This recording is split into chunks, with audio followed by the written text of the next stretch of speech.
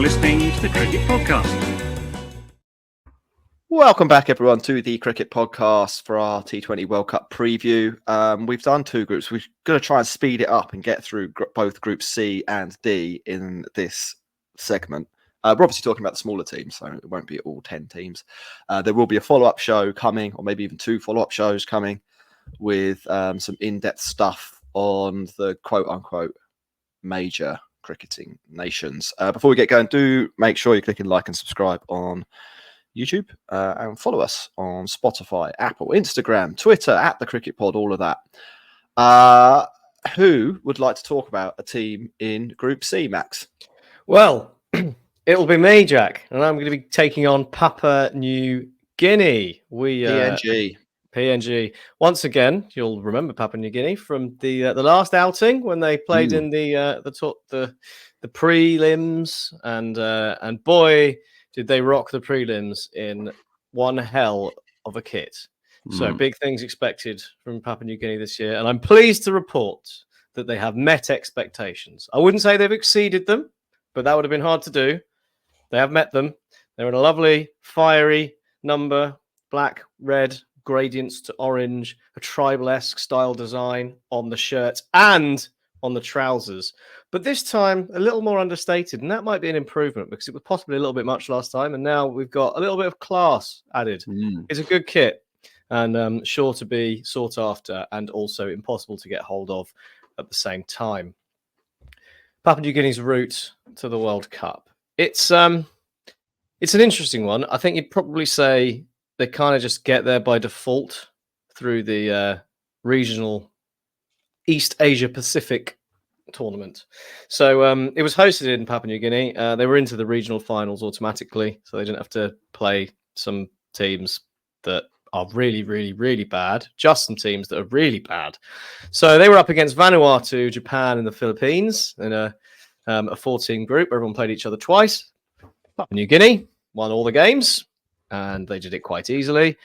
The highlights of that procession included bowling out the Philippines for 45, chasing down Vanuatu's 71 for 8 off a full 20 overs in 6.3. Japan, the games were a bit closer, and Japan finished second. They had a 3-3 record, so keep an eye out for Japan, I reckon. They might spring a surprise in the next 5 to 10 years. But the Philippines are awful, and if you want some reference of where they are in kind of the global qualifying nations of T20 cricket, Vanuatu, the highest ranked of the three. Japan are one place below them. That's below Norway.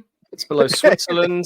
It's below the Cayman Islands, which you mentioned earlier. It's not teams that are vying for qualification with Papua New Guinea. Basically, Papua New Guinea just have to turn up, and they will qualify for the World Cup.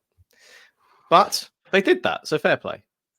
Yeah, were you going to come in with something, Jack, or just? No, I was just going to say I wasn't expecting such an in-depth analysis of the. Well, after the Oman segment. Yeah, this is we basically just said, Oman are old over and over again, and now we're getting like future predictions about Japanese cricket all of a sudden. Well, the cricket podcast. I had 3 to do, and I did them in a specific order. So. Papua New Guinea, right? Who do you want to look out for from Papua New Guinea? You'll recognise quite a few. They retained 10 players from the squad that turned up in 2021. They are again led by Asad Vala. They are full of all-rounders, but if I'm going to pick out a couple, opening batter Tony Ura, he's been the pick of the batters recently. He's struck at 180 in the last couple of years. Again, you look at the teams they're playing against, and got to take it with a bit of pinch of salt, but he did the business, and he did it well. Biggest threat that most people would probably be aware of and would have heard of from last time, Charles Amini, the leg spinner, was taken quite a decent number of wickets in recent times. But the exciting one to look out for is John Corico, 20-year-old left-arm spinner who's quite new to the team. In his 10 games for PNG so far, he's taken 18 wickets at an average of 8 and an economy rate of 3.94. Now, again, prefaced with who's been playing against, but You can only beat what's in front of you. He's also got a 5-wicket haul against Uganda in the Under-19 World Cup under his belt. And from the only highlights I was able to unearth for him bowling, which were from that game, he has a very nice action and either an absolutely wicked arm ball or doesn't turn it at all. But he could be a genuine force for Papua New Guinea. So I hope he gets to play and makes a name for himself. So that's where we are with the squad. Chances, they're in a group with Uganda, who are one of the only 2 teams ranked below them in the tournament. So they've got a chance of picking up a win there. It's John Carrico's Bunnies as well, so that'll be good for him. If they're targeting a win, it's this Uganda game. They'll be playing against Afghanistan, New Zealand, and the West Indies as well. So that'll be a fun, if chastening experience, most likely for Papua New Guinea. But it'll be nice to see them test themselves against some of the more recognised cricketing nations. And if they can get out of the group with a win over Uganda, then it's a good tournament for them, I'd say. Are you excited for Papua New Guinea? Are you excited for their kit? Yeah, I'm looking forward to looking at their kit. They are probably going to get absolutely obliterated a couple of times, which is always a bit difficult to watch, if I'm perfectly honest. I would like to know what the prize money is. Maybe that's the next bit of research for the next show I can do. As around what does a win mean for them, right? So actually, to get a win in this World Cup, does that actually mean they get kind of $50,000 or something like that goes towards them? What is almost like the stakes that are actually involved? Because I think that it can go a long way, right, in these things. So we've had Shane Dietz on the show before, who was looking after Vanuatu cricket, and in terms of the setting up of the infrastructure, etc., some of the wins and getting to some of these tournaments and actually being able to pay players to play not only enables them to train at a higher standard, get better coaches in, but also gets them to set up women's teams as well. And I think that it's just quite interesting to see what there truly is on the line for these teams, because that's the real motivation now. They're not going to go win the World Cup, no, but what can they do to improve cricket in Papua New Guinea is something that I really want to understand. Yeah. Fair point. Cool. And so we'll round off fast food, of course. So it's a bit of a struggle with this one, but got there in the end. So Papua New Guinea, obviously famous for having an incredible kit. So we got to go with the fast food brand that's famous for uniforms, which leaves you only in one place, and that is hot dog on a stick. And I implore you now to go and look up on Google or other search provider of your search engine of your choice, hot dog on a stick uniform. and I'll leave it there. What? Wow, that was a wild ride through PNG cricket there, Max. Thank you very much. I've got Uganda. Here's what you need to know about Uganda. They're going to play in a yellow kit with red trim. I'm a big fan. One of my favourite kits. I think the main thing that having 20 teams brings to Cricket World Cup is the kits get substantially better. Like, of the major nations, who really has a good kit? Answer is sort of no one. They're all a bit. Don't mind Bangladesh. Don't mind Bangladesh. Every now and then, New Zealand pulls something out. New Zealand's kit for this World Cup is bonkers. Yeah, they look like Aquavelva. It's it's bizarre. Anyway, enough on kits. They came through. Uganda came through the Africa Regional Qualifier. They finished second behind Namibia, which means that they did manage to beat Zimbabwe, who were the favourites to win that. They won their other 6 games besides that Namibia match, and it was a successful campaign for them. Players to look out for. The number one player to look out for, Max, you'll like this. He's 43 years old. He made his debut 27 years ago. God, Frank good effort. And Sabuga. That's who we're going to be looking out for. I don't really know what he does. I a bit like you, Max. Like I couldn't do. Went down a massive Canada rabbit hole, and I was planning to do like a good 15-20 minutes research on all the teams, so I was somewhat armed, knowing who these players were and what they did. Instead, I just know a lot about Canada and their processes for firing coaches. Elsewhere, with the bat, you want to look out for Raisat Ali Shah. He's he's got decent numbers. There's 2 or 3 Ugandans who have scored over 1,000 international T20 runs. He's, I think, the top scorer in Ugandan cricket history, or in Ugandan T20 cricket history, and scores quicker than the other 2 players. But he's decent. So if they're going to do anything, he's going to be the backbone of the innings. And then with the ball, Henry Senyondo is a slow left-arm bowler with 94 international wickets from 77 matches and an economy of 5.38 in international T20s. So decent. Now, you do have to remember that, Uganda play Rwanda a lot. They play a lot of games against Rwanda, and my understanding is that Rwandan cricket's okay, but I'm not sure that we're quite comparing apples with apples. If you similar with the Papua New Guinea issues. Yeah. If you were playing for Scotland, say, I think your quality of opposition you're playing regularly is higher, and so the wickets are pretty higher, but still good. Those players are good players. From a chances perspective,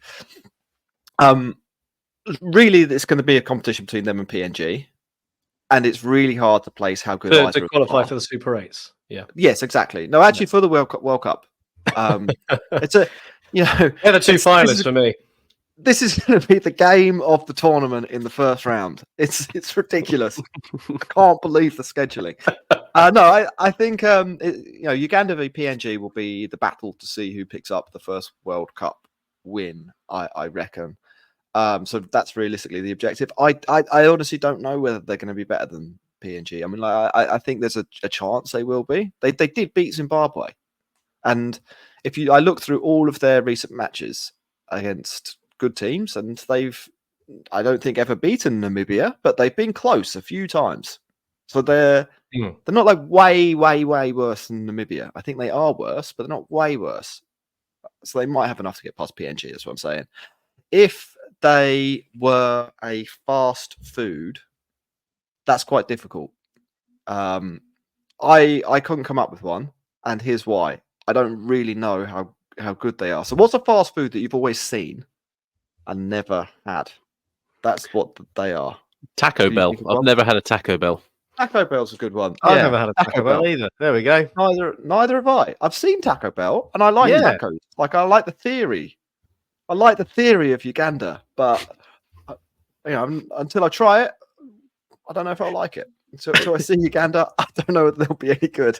Let's get to Group C. We're going to finish this off. We are going to. I've done a bit of research in the background for the prize money element to it. So $5.6 million is on the table apparently, and if you just participate, the teams that exit at the Super stage, is it the Super 12 stage? Is that what? Super 8. Super, whatever. $70,000 for each team, apparently, which is not to be sniffed at, is it really? So, that's what we can expect. But if I'm perfectly honest, the website I'm looking at does not look reliable. So don't take it as fact. So we will see.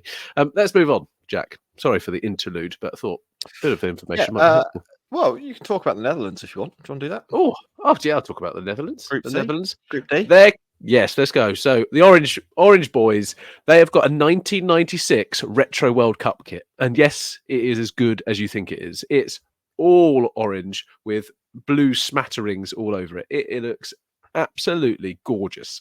And with Max O'Dowd's long hair, it looks especially gorgeous. Their road to the World Cup, they were the only associate nation to automatically qualify as they finished in the top 8 in the last World Cup, with a couple of lovely performances. Players to look out for. Unfortunately, I'm going to start with a negative because of the way in which the money is distributed across the ICC and the way in which countries can't seem to pay players enough to make it worthwhile. Rolf van der Merwe and Colin Ackerman, who are, let's be fair, 2 of the biggest names in Dutch cricket, are not going to be there because they are playing for their counties instead. So they're choosing to play for their respective counties because they're more likely to secure their contracts like that and be able to maintain a living. So that's a real shame, if I'm perfectly honest. And we need to be doing more to equal the playing field. Some players who will be there are people like Paul van Meekeren, who is the pacer. He's played for Gloucester. He's played for Somerset.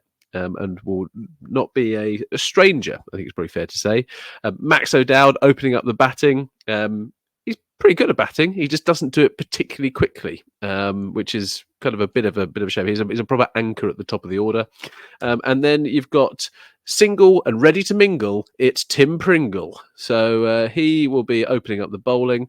And you're going to have the likes of Basda Leader, kind of around the squad as well, kind of the all-rounder role. So there's a few names that people will recognise, but it is a real shame they've got a couple of big players missing. Realistic chances, they always like an upset or two, the Dutch, but they have lost their last 3 warm-up games to Scotland and Ireland, so confidence may be a little bit shaky. In their group, they've got Bangladesh, South Africa, Sri Lanka and Nepal. And actually, guys, I think they might be going into this going, we can do something here. I think looking at that on paper, actually they've taken some South African scalps before.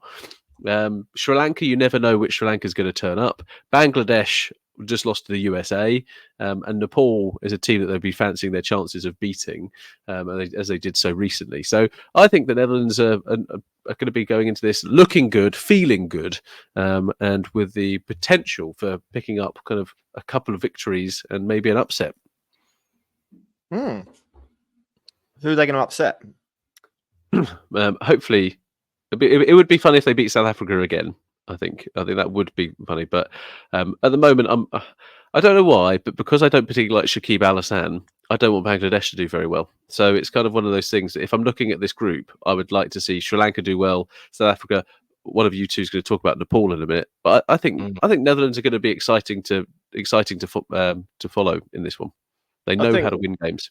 Yeah, I think Van der Merwe is such a huge loss. I mean, he was pretty integral to how well they did in the One Day World Cup when they beat South Africa, and he ended up top wicket taker of the inaugural SA20 a couple of years ago. He's a proper cricketer, a proper good T20 cricketer, and it's I'd say, I mean, it's not, can't blame him at all, but it's an absolute disgrace and a bit of an embarrassment to really world cricket and a World Cup that someone is choosing not to represent their country at a World Cup for completely understandable reasons. And it's really, really sad, a real shame, and the cricket needs to take a long, hard look at itself and find a way of making sure that doesn't happen and isn't a choice that someone actually has to make in future. But even without them, they've got there are some decent players. There's recognisable names there.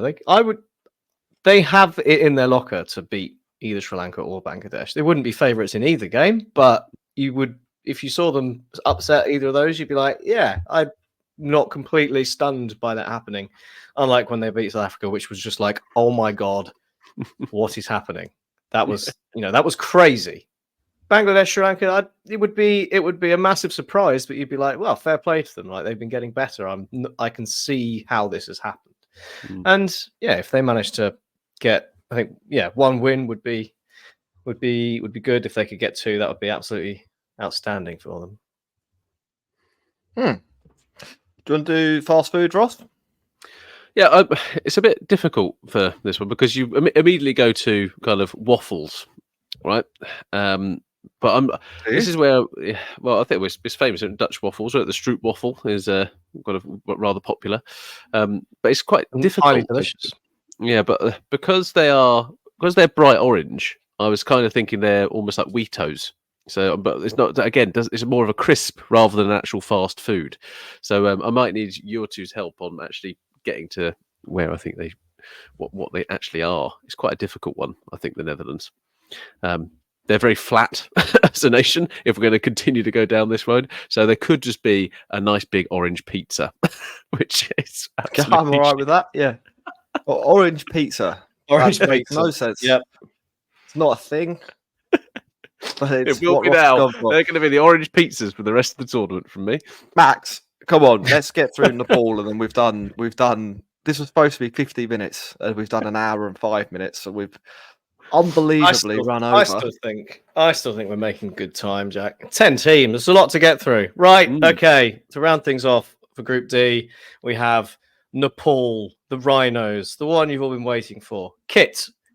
It's actually quite good because it covers quite a lot of aspects of what you want, particularly in a kind of an associate nations cricket team, because it's got the flag and it's got a nod to things about Nepal as a country. The Nepal flag is sort of seen on the shoulder motifs, and if you know Nepal's flag, you'll know it's not a square; it's a kind of double triangle laid on top of each other, and it works quite well as a little bit of a shoulder design. So that's good. There's a mountain peak silhouette at the bottom representing the Himalayas, and also a rhino which features on the Cricket Nepal logo. Unfortunately for this rhino, it does look like it's got testicles for ears. Go and have a look at it. But maybe Nepal is sponsored by Manscaped as well.